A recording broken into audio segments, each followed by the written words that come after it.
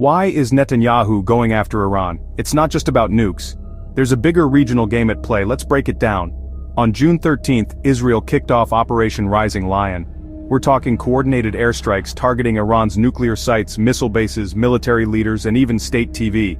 Israel's got the upper hand in the skies for now, but Iran isn't backing down. They've fired off hundreds of missiles and drones, hitting spots like Haifa's refinery and key research centers. So is this really just about stopping Iran's nuclear program? Not exactly. Israel says that's the main goal, but the reality is messier. The Natanz nuclear facility took some hits. Above-ground parts are damaged, but the underground halls, still intact. And Fordow, which is like Iran's nuclear fortress, hasn't even been touched.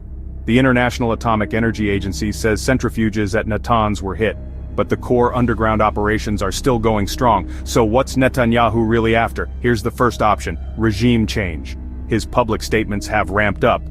He's not just talking nukes, he's openly calling for Iran's regime to collapse, even naming the Supreme Leader and urging ordinary Iranians to rise up. Or maybe it's diplomatic pressure. These strikes could be a way to push Iran to the negotiation table. Trump's on board with demanding Iran's total surrender, while Iran hints at a deal if Israel backs off the bombs.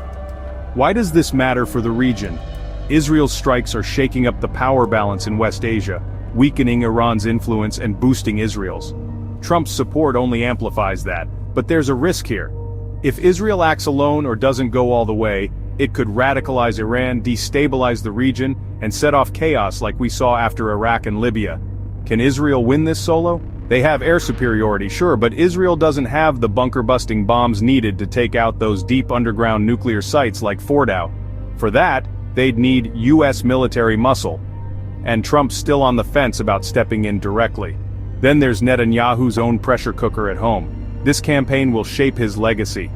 Will he be remembered as Israel's defender, or the guy who dragged the country into a long, costly conflict? If Iran's attacks keep hitting Israeli civilians, the pushback at home could force Netanyahu to pull the plug, no matter what's left of Iran's nuclear program. So what are the possible endgames here? Netanyahu's got three choices: keep pounding until Iran's regime collapses, pause and push for a tough new nuclear deal, or try to draw the US in for a knockout punch on those fortified sites.